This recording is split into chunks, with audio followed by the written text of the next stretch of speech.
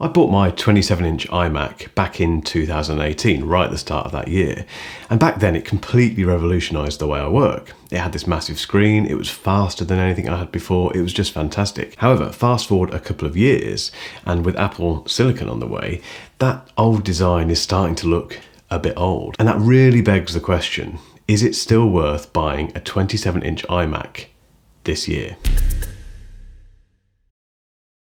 Welcome back to Mark Ellis Reviews. Thank you for subscribing if you already have. If you haven't, just click the subscribe button and you'll never miss an episode. It's free.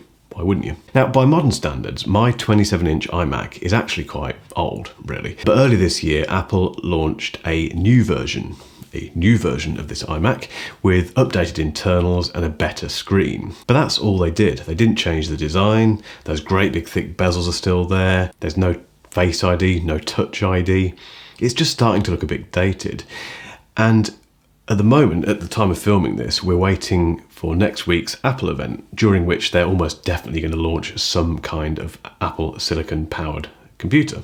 Now, at the moment, we don't know if that's an iMac or a laptop or something else. I'm not sure what else it would be. It could be a Mac Mini potentially. But it does beg the question, why did they update this 27-inch iMac in 2020? And bearing in mind that they have done that, is it really worth spending what is quite a lot of money on an all-in-one computer that might be one day replaced or quite soon replaced? But regardless of what Apple launches next week, I still think the 27-inch iMac is a really good buy. Let me explain.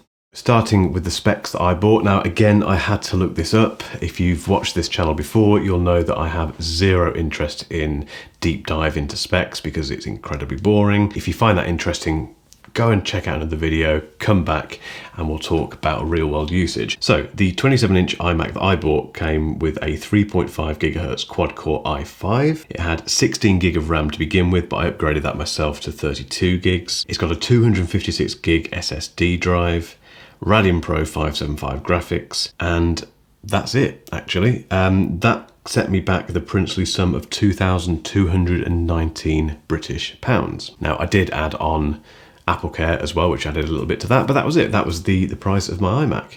And again, a bit like my MacBook Pro that I talked about recently, that was quite a big investment for my business. Now, fast forward a couple of years, and Apple have added significantly to the iMacs that you can buy. And when it comes to the 27-inch iMac, there's quite a big shopping list. Let me just quickly go through it. So they offer 6 to 10 core processors now. You can go from anywhere from 256 gigs of storage to 8 terabytes of storage, which is bonkers. You can have either 8 gig of RAM or right up to 128 gigs of RAM. The graphics have all got upgrades as well. It goes right up to the Radeon Pro with 16 gig of RAM if you really want to get into that side of things. You can also have this nano textured glass, which is a kind of matte finish to the glass, which reduces reflections and that kind of stuff. It's got a much better camera as well, which is a huge thing these days, obviously for Zoom calls and Skype calls and all that sort of stuff. The one on mine, by the way, is terrible. And that's it. I mean, it still comes in the smaller 21-inch variety, but the 27-inch one is the iMac that most people yearn for, really. So they've done a lot with the specs. I mean, compared, my specs are just, you don't bother with them these days. They don't exist anymore. They're that kind of out of date. But I thought it'd be interesting to have a look at the refurb store actually as well, because I love the refurb store. I think it's fantastic. You get some warranty. You get what is basically a brand new Apple device, but it's just cheaper, basically. So if we look at the Apple refurb store, you can buy a 27-inch iMac with a 6-core i5, 3 gigahertz processor, 8 gig of RAM. One of the best things about the 27-inch iMac is that you can upgrade the RAM on it. You just open the little flap at the back and pop in your own RAM. Done. It's much cheaper than buying it through Apple, trust me. The one that I found came with a terabyte of storage as well, which is fantastic, and a year's warranty from Apple, which is just really valuable. Now that was, again, this is the time of filming this. Prices change on the refurb store, different models come in every day, but that was £1,439, including VAT, which is great. I mean, for a computer of that power, with that lovely screen, etc. It's a real bargain, I think, to be honest, if you're in the market for an iMac. So what do I love about the iMac? What makes it worth buying still in 2020 and potentially 2021? The biggest selling point from my perspective is that screen. That 27-inch screen, if you've not seen one before in person, it's 5K, which means it's ultra sharp, and it's just big enough not to be overbearing, but to give you loads of screen real estate. And when I said at the beginning of this video that when I first bought this 27-inch iMac, it revolutionized the way I run my business, that's not hyperbole. It genuinely did. It just gave me much more screen estate without having 2 monitors, for example. I've tried dual monitors, even with this actually, oddly, and I just can never get used to it. It's fiddly. They don't always come on in the same orientation. It's just more desk space that you need to kind of have them on the desk. They're a pain in the you know what. With the iMac, you just get this lovely 27-inch screen, and trust me, you can do a lot with that much screen estate. And the performance, and going back to my specs, they're not great, but by today's standards. And I don't actually do any video editing on this anymore. I used to do an awful lot of video editing on it. But to be honest, if my MacBook Pro, my 16-inch MacBook Pro broke down, or I didn't have it with me for whatever reason, I would use the iMac still. It wouldn't put me off turning to this, and upgrading the RAM made a big difference. The processor, okay, isn't particularly fast. At the time I got the base spec graphics card. That's fine as well, to be honest. Like so many Macs, in fact like most Macs, these things last the distance. So performance-wise, it's great. You know, that big screen, performance, brilliant. Even the keyboard's great. I mean, this is the keyboard that I had with mine. They've changed this over the years. It's kind of been bigger and thicker and all sorts, but the key travel on it is great. It's not, I think the MacBook Pro, the 16-inch version of that laptop, has a better keyboard, I think. It's quite similar, but this feels a bit looser than that. Battery lasts forever, it seems. I got mine with the trackpad, Magic Trackpad, which again, great. The battery on that lasts forever as well, and as a package it just works very well. Connectivity, one of my favourite topics. I use the term USB-C a lot on this channel because it is such a useful connectivity, data transfer method and charging method.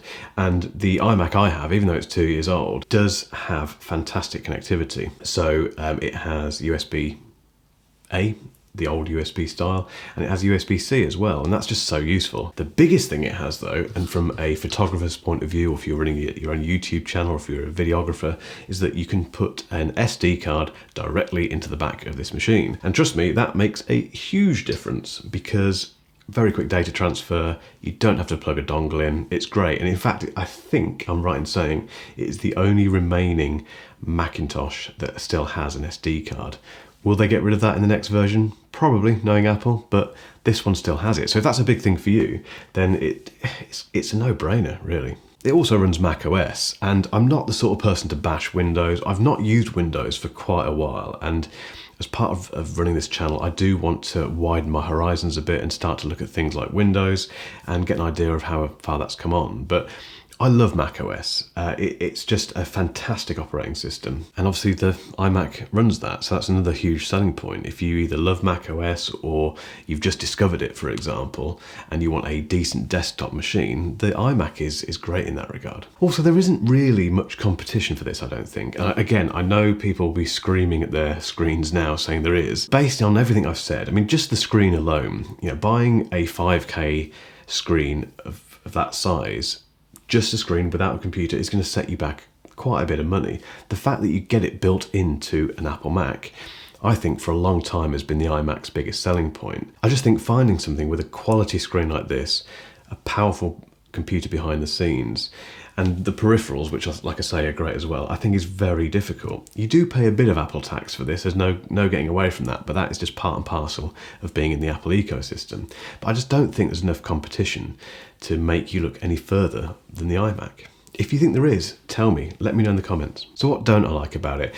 Very quickly, the iMac line is a bit confused at the moment. Because Apple did that update back in August this year, they kind of blurred the line between the standard iMac and the iMac Pro. Now, I've not talked about the iMac Pro in this video at all, partly because I just don't see the point in its existence at the moment. Apple has done that classic thing where they have overtaken their premium version of a product with a few updates to the product that's sat below it. If you start really bumping up the specs for your standard 27-inch iMac, you get very close or beyond the price of an iMac Pro. Looking at the iMac line is a bit confusing at the moment, so I don't like that. I think that's pretty consumer hostile, really, and I guess we'll see that even out over the next year or so. The other thing is the design. I mean, I like the design. I'm a fan of the all-in-one. I think the iMac, this current version of it, is an attractive computer. It looks good. That's why they use it on hotel reception desks, etc.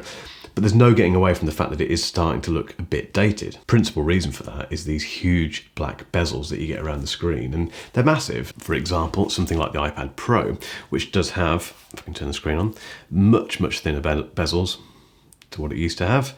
The iPhone as well has got very thin bezels these days. By comparison, the iMac just looks squashed in a way. Even though that screen is big and beautiful, those black bezels are a bit all-encompassing. There's also lack of any kind of biometric security, and that bothers me. I use iCloud to store all my passwords, and it bothers me when I come and sit down at this machine to log into my bank or log into something else that requires a password. It never asks my fingerprint, and it doesn't do any kind of Face ID. It just accepts the fact I'm logged into the computer and authenticates it. I think the next version of this machine will have some form of biometric security. Again, it's one of the last computers or devices in the Apple lineup that doesn't have it. Should you wait for Apple Silicon? It's a really interesting question, and I think it depends, as always, in terms of who you are and what you need this computer for. Now, if you're a professional and you need an iMac to run your business, whether you're perhaps a graphic designer, a videographer, photographer, music producer, and you want an iMac, buy it. Don't wait. I think the longer you wait for something, the more frustrated you'll get with Apple not bringing out the thing that you want.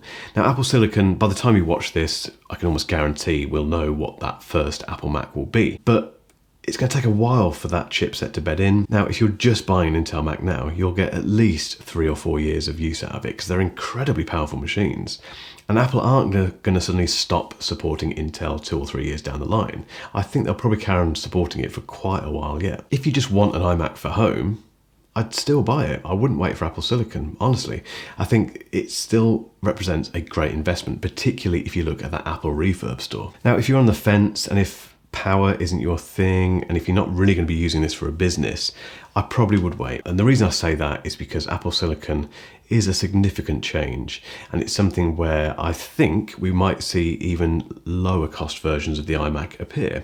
So if power isn't your thing as well, if you're not after the fastest iMac on the planet, then just hang back a bit and see what Apple do, I'd say, for the first quarter, half of next year, because you'll probably save a bit of money and get something which will basically, from your perspective, offer much better bang for buck. So in conclusion, the iMac really is, I think, the best all-in-one computer that money can buy. And the 27-inch version in particular, I still think will be a good buy today and during 2021 as well. Despite that, there's no getting away from the fact, if you don't go down the refurb store and you buy one of these brand new from Apple or elsewhere, you do pay Apple tax, as I like to call it. They are a premium computer, but I think what you get back from that is longevity. You get really good resale value. Apple gear does hold its value pretty well, to be fair. I've always been impressed with what I've managed to get back if I've sold an Apple, either Apple Mac or an iPhone or even an Apple Watch. They do seem to hold their value incredibly well. The lack of biometric security bothers me. I think that is one thing. If you've got a real hang up about that, understandably, this probably isn't the machine for you, so I'd bear that in mind as well. As I've kind of illustrated throughout this, I'm not going to be replacing this anytime soon, but you might be interested to hear what I would buy now if I was going to buy a brand new iMac 27-inch. I'd probably go for the 3.8 gigahertz 8-core. I wouldn't go anywhere beyond that. It's 10 cores is just for, I don't know what that's for. 8-core is fine. I'd get 32 gig of RAM straight out of the box, or if I wasn't feeling particularly flush, I might just get the 16, knowing that I can upgrade to 32 myself. I'd then get the Radeon Pro 5700 XT, which I think comes with 16 gig of RAM. Had to double check then. Just because I'm a video editor, that makes a big difference to my workflow. I'd get 1 terabyte of storage. I did that with my MacBook Pro, and it's fantastic from a video editor's point of view. I wouldn't bother with that nano texture screen personally. I think it's about £500 or $500 edition. I don't think it's worth that personally. I've not seen it in person, admittedly, but again, that probably matters because what you don't see, you don't miss. And yeah, I'd rather spend that £500 or some of that £500 on AppleCare. I think all in all, that would then cost me about £3,500. So again, a big investment, but from a business perspective, it would be a very good investment, really. So yeah, if I was still in the market for an iMac, I'd get the 27-inch version now. I'd be willing to spend that amount, and I would be happy with the fact that would last me at least 3 years. However, if you're after something more portable but equally as powerful, keep watching for a link to my recent long-term review of the 16-inch MacBook Pro. In the meantime, thank you again for watching. It means the world. See you next time.